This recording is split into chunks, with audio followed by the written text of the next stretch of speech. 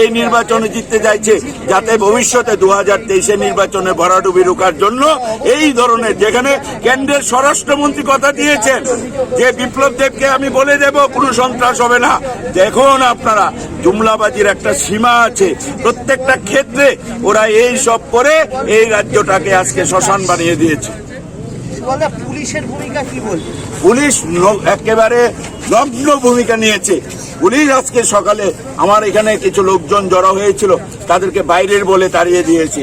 নির্বাচনে সরাসরি শাসক দলের পক্ষে কাজ করছে এবং কোনো ধরনের, গত পরশুদিন আমাকে নিরাপত্তা 2 দিনের জন্য সুপ্রিম কোর্ট যখন প্রেসার দিল, নিরাপত্তা 2 দিনের জন্য দিয়ে আমার এসকর্ট সিকিউরিটি সব তুলে নিয়ে গেছে। আমাদের কোনো ধরনের নিরাপত্তা আজকে যাতে আমি আমাদের অভিযোগ যে ওরা সম্পূর্ণভাবে রাষ্ট্রীয় সন্ত্রাস করছে। একটা সরকার নগ্ন হয়ে গেছে আর পুলিশ তাদেরকে সরাসরি প্রোটেকশন দিচ্ছে।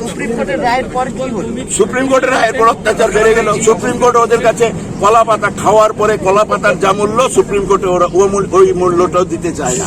সুপ্রিম কোর্ট, উচ্চ আদালত ওরা কিছুই মানছে না। এমন সব এই বিজেপি, আমরা এমন রাজনীতি বিগত দিনে কোনোদিন দেখি।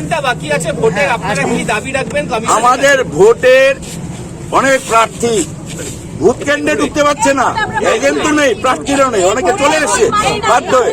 তারা এই ভোট ফেয়ারলি করতে হবে, আবার করতে হবে, এই ভোট বাতিল করে আবার করতে হবে নতুন ভাবে, মানুষ যাতে তার অধিকার প্রয়োগ করতে পারে।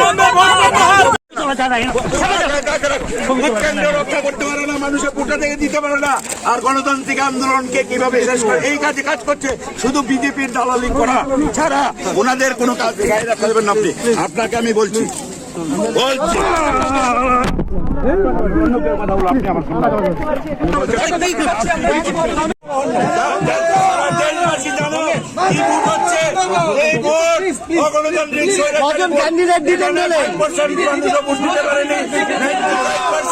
ওরা ছাপ্পা মারেছে।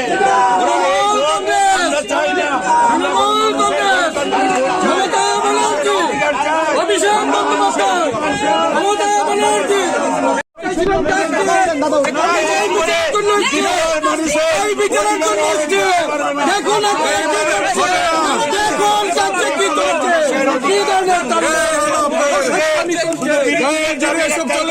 মানুষের ভোটাধিকার চলে না, মানুষকে ভোট দিতে পারবেন না আপনারা। এটা ভালো হবে না। মানুষকে যাতে ভোট দেওয়ার ব্যবস্থা করুন, মানুষ যাতে ভোট দিতে পারে।